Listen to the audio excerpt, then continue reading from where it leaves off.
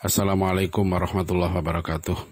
Bapak Ibu saudara sekalian, alhamdulillah pagi hari ini kita tetap bisa melanjutkan aktivitas kita dengan baik atas berkat rahmat Allah, ya, hidayah Allah dan bimbingan Allah, ya. Kita mudah-mudahan terus bisa menjalankan aktivitas kita di jalan Allah yang lurus ini.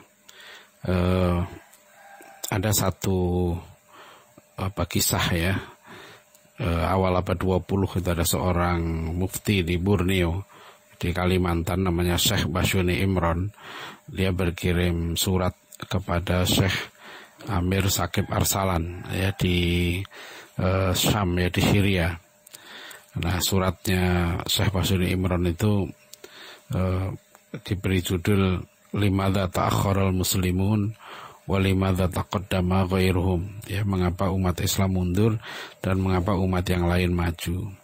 Jadi ini kita lihat kondisi pada waktu itu awal abad 20, ya, akhir sampai abad 19, ya, awal abad 20 itu kondisi kaum muslimin di hampir seluruh dunia Islam berada dalam kondisi terjajah, ya, terkoyak-koyak, terbagi-bagi gitu. Nah, Syekh Basyuni Imron ini pertanyaannya kan wajar sekali, ya, mengapa umat Islam mundur, mengapa umat yang lain maju, terutama maksudnya waktu itu bangsa Barat, ya. Nah, kenapa begitu gitu. Nah, Syekh Saqib Arsalan menjawab pertanyaan itu dengan surat yang panjang, ya, dengan judul yang sama gitu. Limadza ta'akhkharal muslimun walimadza taqaddama ghairuhum. Nah, salah satu faktor penting yang ditunjuk oleh Syekh Saqib Arsalan mengapa bangsa Yahudi, bangsa Inggris, bangsa Italia waktu itu bangkit gitu, ya, mereka menjadi bangsa yang besar, adalah salah satunya adalah faktor pengorbanan, ya. Betapa kuatnya semangat berkorban, jiwa berkorban pada bangsa itu. Ya, bangsa Italia itu anak-anak mudanya mereka datang ke negara gitu kan untuk mengabdikan diri mereka, ya, siap dikirim ke mana saja gitu. Begitu juga bangsa Inggris, kata Syekh Saqib Arsalan ini, beliau mendengar bahwa di waktu itu orang-orang Inggris itu tidak mau membeli barang, ya, kecuali barangnya orang Inggris atau di tokonya orang Inggris, meskipun itu harganya mahal, ya. Mereka sangat bangga dengan kondisinya, dengan apa yang mereka miliki begitu. Nah, ada beberapa kisah lagi yang kita ungkap dalam artikel ini gitu, ya, bagaimana jiwa pengorbanan para pejuang-pejuang di masa Rasulullah, sesudah beliau, di masa sahabat-sahabat dan seterusnya, keberanian mereka luar biasa. Itu semua karena sikap zuhud, ya, sikap yang hatinya itu tidak bergantung kepada dunia, ya. Nah, inilah yang menyebabkan gitu, ya, kaum muslimin waktu itu meraih kemenangan, ya, jiwa sikap zuhud dan pengorbanan itu. Nah, itu tidak mungkin muncul kalau salah ilmu, ya, salah faham, ya, bagaimana ilmu yang dipelajari itu akhirnya menyebabkan ujungnya adalah cinta dunia. Maka misalnya dalam kitab Bidayatul Hidayah, Imam Al-Ghazali memasukkan salah satu ciri ilmu yang bermanfaat, yaitu ilmu yang wajib kita cari, ilmu yang selalu kita berdoa pada Allah setiap hari, ya. Doa yang diajarkan Rasulullah kan, Allahumma inna nas'aluka ilman nafi'an, ya, wa rizqan thayyiban wa amalan mutaqabbala, ya Allah, ya, karuniakanlah kepada kami ilmu yang bermanfaat, ya, rezeki yang baik dan amal yang diterima oleh Allah. Itu yang kita minta. Jadi ilmu yang bermanfaat. Nah, apa salah satu ciri ilmu itu bermanfaat adalah ilmu itu memperkecil, ya, kecintaan kepada dunia. Jadi kalau orang belajar sains, teknologi, belajar berbagai ilmu pengetahuan, tambah cinta dunia, ya kan, tambah lupa dengan akhirat, ya, lupa pada tujuan utama, ya, maka berarti ilmunya itu nggak manfaat, karena kan ilmu itu manfaat untuk dirinya, ya, untuk dia semakin memahami, ya, cacat-cacat dirinya itu.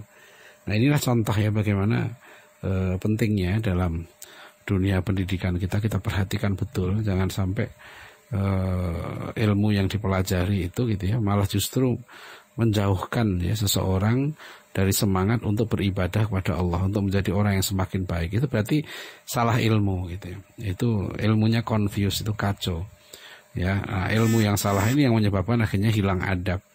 Ya, tidak tahu mana yang penting, mana kurang penting. Harusnya akhirat lebih penting ya daripada dunia itu gitu. Nah, salah pandang ini gitu ya, salah paham, ya, salah persepsi, kemudian akhirnya menimbulkan salah sikap dan salah perbuatan. Ya, jadilah orang menimbun-nimbun harta, ya, menyimpan-nyimpan harta yang sebetulnya dia tidak gunakan. Ya, nanti akan menyesal, gitu ya, menyesal ketika malaikat maut sudah datang.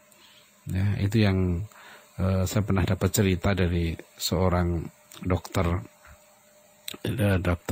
dulu direktur rumah sakit Islam di Jakarta. Beliau pernah buat riset tentang sikap perilaku orang-orang yang dalam kondisi sakaratul maut itu. Nah, dari ratusan data lah gitu ya, dia sudah lihat sendiri perilaku orang yang sakaratul maut. Dia menyimpulkan ada 3 gitu.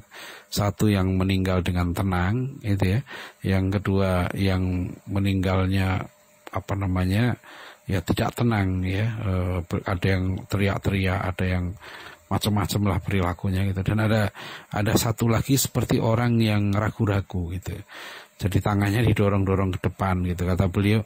Nah, orang-orang ini yang ketiga ini katanya itu beliau tanyakan kepada ulama, ya barangkali itu yang ditunjuk oleh Allah SWT dalam surat Munafikun ayat 9-10 itu ya.